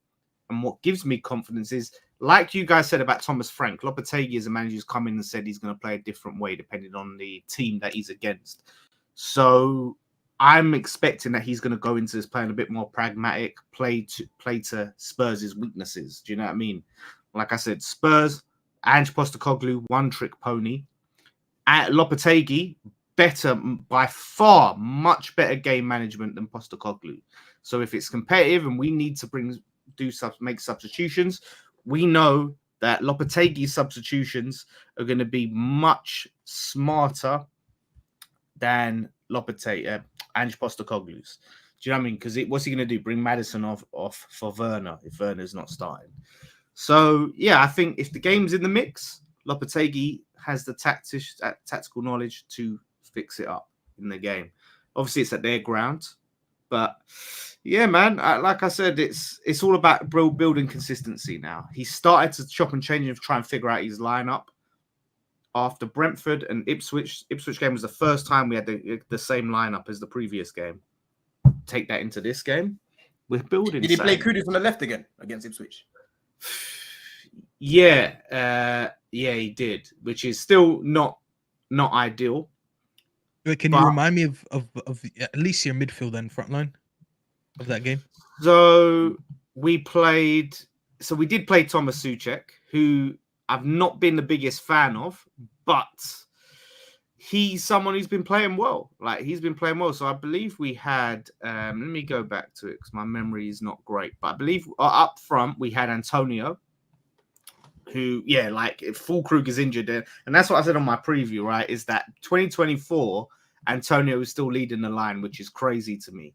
However, for this game, I think that's the right choice. I think he's physical. So, yeah, we had Rodriguez holding, Souček and Paqueta just in front, and we had Kudus on the left, Bowen on the right, Antonio up top, right? So we're probably going to play something very similar, if not exactly the same in this game, which I think it will work for this game. I think that's a good team to go. You want someone physical against their defenders.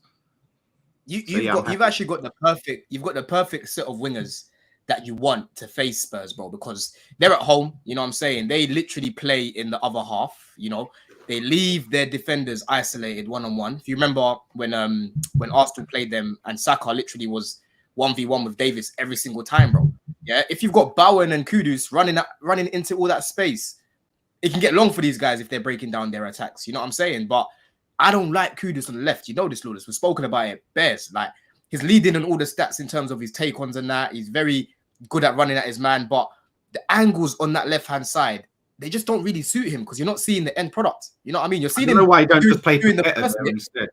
You're seeing him doing the first bit, but the bit after, I think he can be getting more goals from the right, or if you play him down the middle.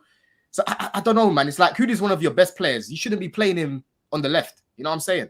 But at the same time, I can't. I'm sick when you're saying, you know what I'm saying, and I'm seeing this comment saying, "Yes, Don, I know what you were saying." In my eye, every time you say that, I can't help but laugh. Bro, I know what you're saying. You know what I'm saying? But yeah, man, listen, you can do something to them. You can put a dagger there, man, because you went there when Wood-Prowse scored that time, innit? You know what I mean? Because Spurs, the thing about Spurs, they'll create chances, but they miss a lot as well at the same time. That's the thing about them. Ange hasn't beaten Arsenal, Chelsea, or West Ham in all the games. Bro, he hasn't beaten you lot. He hasn't beaten us. He hasn't beaten you. He ain't beaten us. He ain't won the proper derbies, like not in counting like the Fulhams and Palaces, the real derbies where there's like genuine animosity there and there's some heat to it. He hasn't won those games, so that also I think goes in our favour. You've got a chance. I know Spurs have picked up a little bit of form in it, but again, they're up and down. Did like they? Brighton, I mean, they lost to Brighton last game. That's what I mean. They're up and down. You know, let me say picked up form. Brennan Johnson right now seems to be scoring every week, right? So you got to look at him because his movement. I'll be real with you. His movement is very, very good. But overall, as a winger, bro, the guy barely wants to run at anyone. But if he gets in behind, he will score. That's one thing about him. Yeah. But yeah, it's gonna be an interesting one, man. I think you lot can do something. I can't lie, but it all depends on your manager. It all depends on how he sets up. They're gonna get cooked, bro. Don't lie to him. They're gonna get cooked. I'm gonna be honest. This is just your anti. They're gonna get cooked. No, it's not anti anything. I love how you mentioned Brighton, and I told you in the beginning of the season, Brighton are a better team than you. He didn't agree with me, and look at us now. Brighton are a better team than you, so I was right on that one. I love how you snuck in, by the way. I understand that Ange hasn't won any big London derbies, but I love how you snuck in West Ham with Arsenal or Chelsea. He said, "Oh, he hasn't beaten Arsenal, Chelsea, and West Ham." Because they're the real derbies. They're the teams. Yeah, I understand that, but they're still better teams than you. If it doesn't matter, they're better teams. They're derbies in terms of rivalry. Form goes out the window with derbies, yeah. So with their teams, our fans have rivalries with. So it matters. No, I know what you mean, but when you compare them footballing wise, no disrespect, both of them are clear of you. So maybe not Chelsea. Chelsea was not clear of us last season. Yeah, I was about to say maybe not the last couple years, but at least Arsenal are. So it's much harder to beat Chelsea and Arsenal than it is to beat West Ham. And I'm not gonna lie to you, Lawless. It is coming this weekend. This is you're finally gonna lose to them. You know, Angel's gonna get his first West Ham London derby win on your head top, bro. I'm gonna be honest with you, because I just see this game going one way only. It's gonna be possession for Spurs. I'm not gonna lie to you. You're not even a good counter-attacking team. Like outside of Kudus, who I feel bad for because he shouldn't be playing counter-attacking football. He should be on a team that's trying to dominate the ball. He shouldn't be just running down the wing on the left. I just see him. He's just sprinting down the left. He's an athlete. He could do it, but that shouldn't be how he should be used. You know, Bowen lost a yard of pace because of age. Obviously, Antonio as well. So you're not even a good counter-attack. Bowen's not even that old. He's like late 20s. Like he's like 28 or something. I don't know, but I'm just saying he just looks like he lost a yard of pace. Yeah, but you can lose a yard of pace by the late 20s. Look at Rashford; he also lost a yard of pace, and he's not in his 30s. Yeah, but Staffy. The thing is, I think what it is, I think with you, you're kind of looking at West Ham the way you are because you just don't rate their manager, which is fair enough. No. Okay? It's not that I don't rate their manager. He has decent players that he doesn't know how to use. That's my point. Of course, I'm gonna underrate them because I wouldn't say underrate them, but I'm not gonna rate them because of the way they're being used. Like here's the thing: you were talking about Souček earlier. One second. So you were talking about Souček earlier. Souček to you reminds me of like when we were signing all these midfielders and we're still playing McTominay. And that's just it just shows you how bad the manager could be sometimes.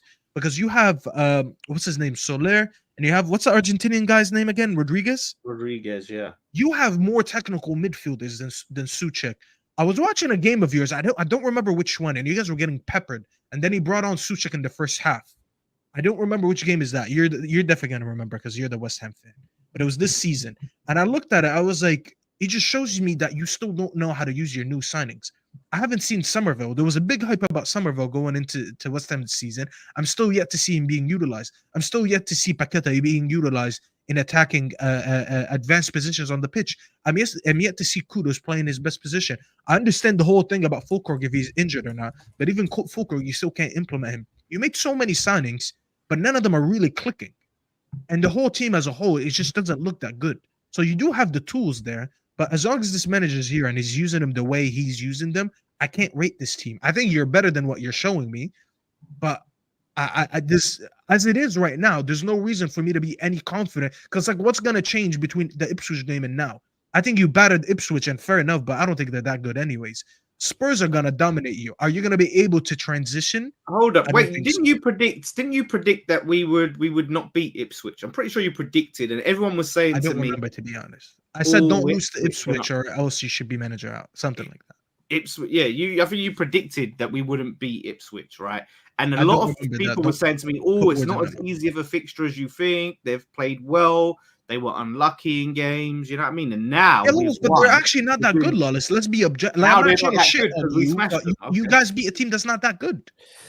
Let's just say it how it is. I'm actually quite looking forward to this game. I think it's one of those where I feel like Spurs will win, but we've seen what they're like. I mean, that Brighton game, I actually forgot until you mentioned it because for whatever reason I thought that they went into the international break on a really good winning run. They did until that Brighton game, and they're there. They're susceptible. There's nerves that are back there again, and we saw what they were like when they beat Coventry.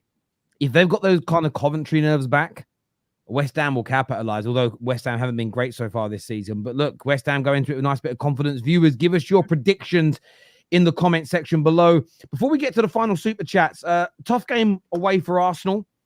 They really must return though with a win because I think you've got to beat Bournemouth home and away if you want to win this Premier League title this year, especially with Villa being so good, Chelsea being good, Liverpool being good, City being who they are. They must win Don this weekend, surely. Yeah, bro, they have to. They have to. You know, it's not going to be an easy game. You know, I've been going back and forth with a few of my Arsenal friends, right? And I don't see how this guy lives down Bournemouth, the road from me. they are a team that press very well, bro. You know what I'm saying? You have to be on your A game. If you've been that area there where they're pressing you, it can get long for you, man. But hold on, it is long for you, I'll tell you that. This is long. Like you're frozen as well. Like you. Am I back? No, yeah. There we go. Yeah? You're back now. Yeah. Kind of. Just keep talking. I'd say just keep going. All right. Yeah. So let me just start again. I was saying that Bournemouth, bro. They press very well. Like I was saying, they press very well. Arsenal can't go over there and try and put out a 6 out of 10 performance to beat them. You know what I'm saying? Everyone has to be on their A game. One thing about Bournemouth, if you pop it around them, you can definitely attack well and score some good goals. Because like with us, when we was beating their press, the problem that we had in that game was we kept breaking down our attacks in the final third, you know. But with Arsenal, listen, their build-up play is quite good. They can definitely pop it around Bournemouth.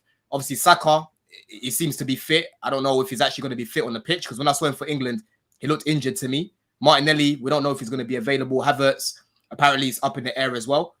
We have to see what team he puts out. But Arsenal can't take this game lightly, man, because Bournemouth have some good players. They've got Semenyo, who's on decent form at the minute. Kirkes versus Saka is going to be a good little battle there as well. Their midfield, again, they don't stop pressing, bro. You've got Lewis Cook. They've got a few others. I forgot the other two that they've got in there. But they press very, very well, bro. You know what I'm saying? So Arsenal, they need to silence that crowd. It's going to be a tough, tight little ground as well. 5:30, everyone's watching. I don't think it's going to be an easy game. You know what I'm saying? But you'd expect Arsenal to do their job in it. But for me, I don't think it's going to be business as usual. They need to make sure that they're on point. Yeah, no, I agree. I agree. This is a potential banana skin. I think they're going to have to be. They may not need to be at their absolute best, but it's one that they must win. City are playing Wolves, and although Pep's been very complimentary of them today, City nearly always hurt Wolves. I swear it was last season, home and away, Haaland got hat tricks. So it's probably going to be another Haaland hat trick. They're going to win. Forget my opinion on Liverpool. A lot of people are predicting Liverpool to win. So that's them going on to 21 points. And you don't want to start. They cannot afford to drop points in this game. Not with what everybody else is predicting. Plus, they've got an opportunity to put more pressure on Liverpool, to put more pressure on City because they play first. And I think when you play first, even at these early stages, go on there and get the win. Then maybe Liverpool get a bit more nerves before that Chelsea game, drop some points. Maybe, City think, oh, God, we better win now because otherwise, everyone's going to jump on us because Rodri's away and KDB's not back yet. So, yeah, it's an City absolute actually lost the Wolves away last season, Terry, if you remember. They lost. Oh, did they lose last year to them? It may have been the year before when they got double hat trick. Oh, they lost away at Wolves. I forgot that was last year. But yeah, look, either way, like it's a must win for Arsenal. I know there's talk of a few players being out and injured. No excuses though. I think they have to stand up and deliver. Whether Saka's available, whether Martinelli's available, you have to find a way of beating. And I mean this, Bournemouth are going to be a mid to lower half of the table team. And I think if you want to win the Premier League, invariably, you have to win these matches. You just have to win them. So yeah, I remember. It's a big I remember last year. I remember last year when they went to Bournemouth. They played very well. Remember that was the game when Havertz scored the penalty, right? And they pushed him and that. Get your little penalty and that. They were very, very good in that game, But the Make-A-Wish penalty, yeah, that Make-A-Wish penalty that was against Bournemouth. So listen, again, Arsenal right now, I'm not fully convinced as of yet in terms of their attack. Arsenal fans hate me. They love to say, "Oh, well, why'd you hate us?" and that, bro. Like, I'm just speaking about what I see.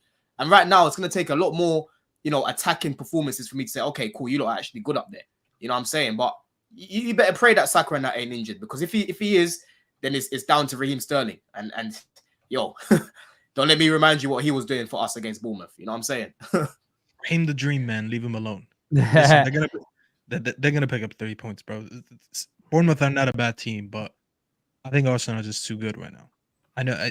I understand why Arsenal fans hate you because every time you open up your monologue, you said I was going at it with a couple of my Arsenal brethren. Yes, bro, that's why. Because that's all you do. That's all you just argue with Arsenal fans. They're not expected to like you. I'll argue with everyone. I debate with everyone. You know what I'm saying? But these lot, you argue with everyone, not debate. It's like you're not allowed. It's like you're not allowed to criticize them, bro. You know what I'm saying? Act like you've been here before. I go on YouTube, I see you arguing, I just turn off YouTube again. That's all I do. You're always act like arguing. You've been here before, bro. You know what it is? It's the word you use, though, right? So, like, are they above you in the league? Yeah. 2 points ahead of them. I think. They're above you in the league. They've been above you the last 2 years and been much better. You talk about Chelsea. It's the word, right? When you talk about Chelsea, you speak about best attack in the league, and you've got some stats to back it up. So I'm not disagreeing with you. I'm just talking about your language. And you'll say this and that. You get to Arsenal, and the first thing you say is, I'm not convinced about them. But it's like, and what will trigger a Guna will be, hang on, we're above you in the league and been better than you the last 2 years. You're praising your team like you're amazing, but you're saying you're not convinced about us. You are very good at putting a red rag to a ball. No. What it is, Terry, right, is I watch how Arsenal perform, right? And a lot of the time when they perform, this is why you get cooked, Terry, because you'll come on here. I remember the other week when you were like, Arsenal were invincible and whatnot, and you saying all of that. And I'm like, there's certain games. Look invincible right now. Look invincible. There's certain games I'm watching where they weren't even that great. They get a win, cool. That's what good teams do. But then they talk about it as if they've done a madness. And I'm like, bro, like I know what I just watched. That performance was not you got the job done. Fair enough, cool.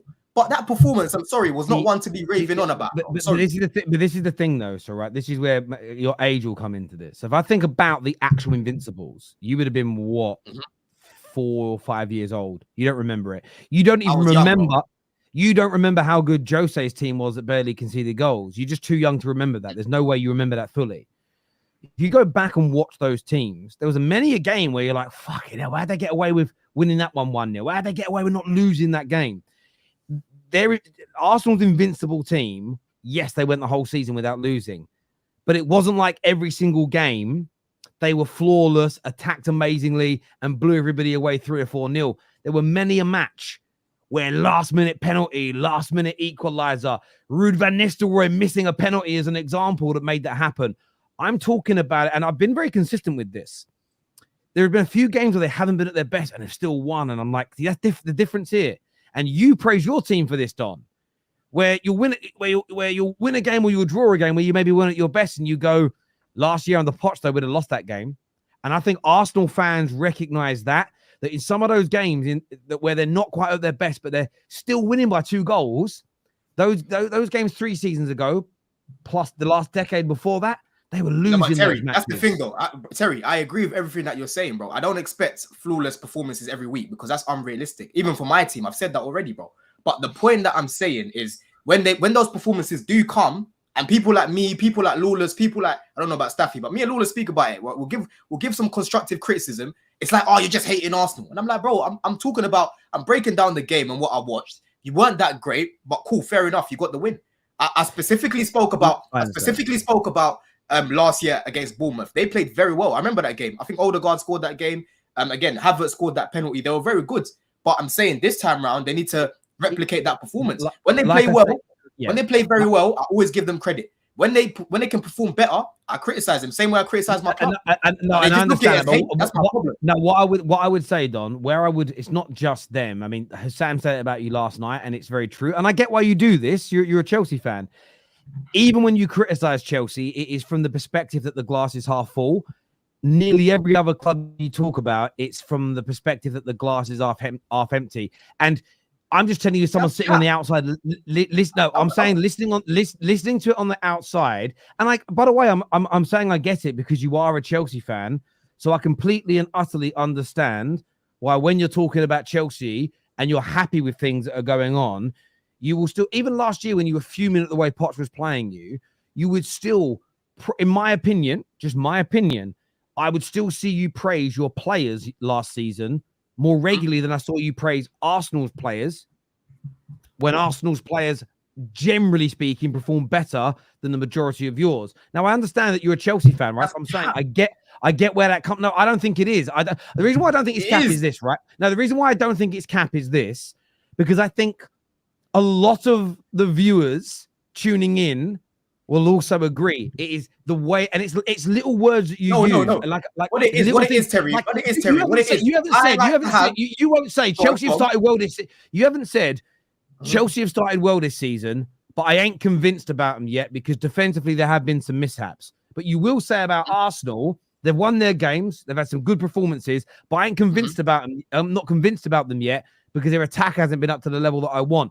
You don't say it in the same way about your own club, which I'm saying is fine, but that's why you get pushback from Gooners. No, but the thing is, Terry, the reason why I get pushback from Gooners is because they don't like the fact that I bring up uncomfortable conversations about their club. Because all they want is for people to rave on. Exactly. All they want, you prove the point. For people to rave on. But the thing is, and when you talk about, I don't draw out my club and that, bro. I've literally said our defense is improving. But it's our attack that I'm more convinced by, right? Our attack right now, I'm more convinced of our attack than our defense. A lot of the predictions I've been putting out right now, I haven't been giving us clean sheets, bro. I've been saying against Forest, I said they're going to score against us, right? I'm very. If you actually listen to what I've got to say, I'm very balanced in my takes, right? But these Arsenal fans, they just want everyone to suck them off, bro. I'm not going to do that, bro. Don, it's not about sucking people off, and it isn't. Don, it isn't about sucking them off, and it isn't about your take. It's about the language you use. So again, would you agree that Arsenal are better than Chelsea right now overall? Yeah, they're a better team than us. Yeah, 100%. Cool. They've played longer. I would expect them to be. On how many streams on this channel do you bring up and use the phrase about Chelsea? We've got to have some uncomfortable conversations about Chelsea today. What do you mean we've got to have uncomfortable? We always have uncomfortable conversations about Chelsea. No. I would shy away from it. No, stop. Listen to me very carefully.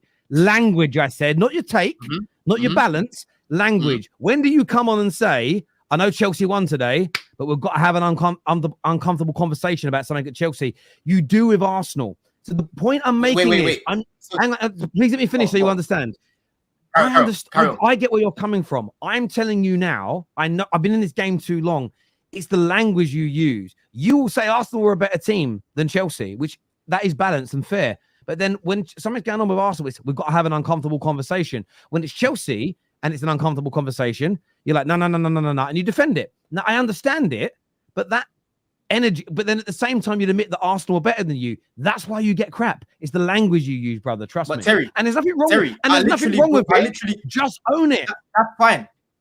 No, but the thing is, I don't agree with that, bro. Because there's an uncomfortable conversation to be had about Enzo Fernandez, and I keep bringing it up. But you right? And everyone keeps talking. You don't know about me. Everyone keeps talking and say, "Oh, you love Enzo and that. You love this." Don, you ain't listening. I understand. You do talk about the negative things with Chelsea. I'm not just. I'm saying the language you use. Agree with you. You know. But so do you? How do you disagree with me? When have you ever come on the terrace after a Chelsea win and Enzo hasn't been good and gone happy with the win? But Terry, can we please have an uncomfortable conversation about Enzo? I'm talking about using the words. We need an uncomfortable conversation because we know what that word means online. It's a very big thing on social media saying that. This is the point I'm saying. I'm saying you are balanced at times. I'm saying you are objective at times. I'm saying you'll praise Arsenal at times. But the framing and the language you use around Arsenal and Liverpool and United is completely different to that of Chelsea, which is fine. But that's why you get. I'm just saying that's why you get pushback. I don't agree with it, bro. I don't agree, bro, because I'm one of the future, well, not few, but I always criticize my team when they play shit, and when they need to be criticized, I will criticize. He's just saying it's about the words. You don't criticize in the same way. Yeah. So no one can try. I'll give you an example. Right? Tell me if my language is different, but am I saying the same thing? Man United today, disappointed in the way we defended. There's some really good moments, but they just let me down with the way they defended. Liverpool do the same thing, and I come on and go, "What? Liverpool's defense shit today." We've got to have an uncomfortable conversation about that. Now, someone would challenge me and go, "Why is your energy different?" And I go, "No. I've criticized both defenses. I'm being balanced. The language, the energy, the tone." And again, please listen to what I'm saying. I'm not saying you're wrong for doing that. You're a rival. But it's that tone and that language and the words you use is why you get so much kickback. Like I've said, you hold up, like Lawless did to me earlier, a big red rag to a ball. And that's why it happens. That's why it happens. It will continue. You know what I'm saying? We're going to continue. I'm the only one Terry didn't write about today. We're not all Mr. Flewers. We're not all Mr. Flewers who's hoping that someone dethrones Pep. You know what I'm saying? Some of us are going to come out here and speak the realness about your club. So get fucking used to it. You know what I'm saying? I don't know what that means. So you don't hope that Pep gets dethroned either? Of course, by my club, yeah. Yeah, but I want it by my club, but we ain't good enough to. No, you want it done by Arsenal. You want it done by Arsenal. No, I don't. Last season. No, I don't. I wanted it done by Arsenal last year because they were the only one in the race. This time round, who would you prefer then? Arsenal and Liverpool right now, and Man City to win the league. Who would you pick? Arsenal, but there's a reason for that. But if you put Chelsea into that, whoa, no, this is so disingenuous. This is so surface level. If Chelsea were in the mix, I'd pick you because you've got less league titles than Arsenal, which means it's one less club. You're further away from me still. I would always go with Arsenal over those other two because Liverpool would equal the amount of Premier Leagues I've got and City would do a 5p, which makes both those clubs bigger than you. Mm-hmm. You're a much tinier club. I'd rather you win it over Arsenal because you're smaller domestically in that way. The same as I'd rather Arsenal win the Champions League over you because then you'd have 3 the same as us. It's nothing about Arsenal. It's about my club's legacy. Yeah, exactly. So you want Arsenal to dethrone Pep, right? I want Pep dethroned. I'd rather you do it this year than Arsenal. Oh, okay, fair. Well, you better pray then. You better start it's praying. About my. It's like when I was defending Wenger the other day. What you get surface level analysis. Terry defending someone at Arsenal. No, I'm defending Fergie. Because if we create a narrative that Wenger weren't that good, it damages my manager's legacy. If the Premier League era between 2000 and 2010 suddenly gets called the worst era, that damages Jose Mourinho. You'd defend it because he's your greatest ever manager. That's what it's not just about what you defend on the surface of things. It's about the wider, deeper impact towards your club. And I don't understand why it's hard. But anyway, this here says, Terry, how do I contact KJ to get on the terrace for a debate? Go onto Twitter. KJX Milligan is his name. Drop or go to our Football Terrace account. Just at TFT Terrace and DM him, bruv, and we'll sort that out. My happiness is always when Spurs lose. Please, Lawless, for the first time ever, I'm going to be cheering for your team. But if you lose, my God, expressions. If Spurs lose. I'll be straight on Expressions' channel when I finish streaming. I love it. Lawless, would you sell Kudos to Arsenal for 70 million or to Barca for 50 million? Give me that 50 mil. I'm taking the 50 mil all You day would sell him long. at a loss. What? No, that's not a loss. We paid. I think we paid about 40 for him. Around 40. Wait, isn't he on doesn't he have a what's it called, a Release clause? contract? 85 mil. 85, right? Yeah. So he should go for way more than 50 mil. Yeah, but no, but he's just giving me a scenario where I either take like a 50 from Barca or 70 from Arsenal. I'm taking the 50 from Barca. Fuck Arsenal. Yeah, he hates it. I get it. Don, just say you're jealous. Ignore it. I don't know what. I've won something more recent to you. What's that you're jealous about? Good point. There we go. I love this comment. It says, I'm still not sure what Terry was on about in terms of energy. If you don't get it, then that's fine. I'm just telling you, there's nothing. Let me very basically, there's nothing wrong with what Don does. I have no issue with what he says about Arsenal or any other club. All I'm pointing out is the facts of the matter, that when your language, tone, or energy is different between one club and another, you will get, in this game we're in, you get called out on it, and it's the way that it is. It happens to all of us. I'm just saying it's going to be different between your club and other clubs. Yeah, of course it is, and I get it. But it's anyone who says, "No, my energy's the same." It's like, trust me, it's not, bruv. You ain't hearing it. Like, we're all like that. There's no way my energy is the same towards a Liverpool loss than it is a Man United loss. I'm very aware of that. Like, I'm very, very aware of it. Listen, I want to say a big thank you to everybody that's tuned in today. It's always a pleasure to sit with you, gentlemen, speak football with you. And we're back tomorrow, of course. Match reactions are here. Premier League football is back. Thank you to whoever has made that happen. And we all thank different people, but yeah, whoever it may be. Until next time, look after yourselves, people. Take care. Be lucky. Be safe. And we'll see you all again very, very soon. Peace.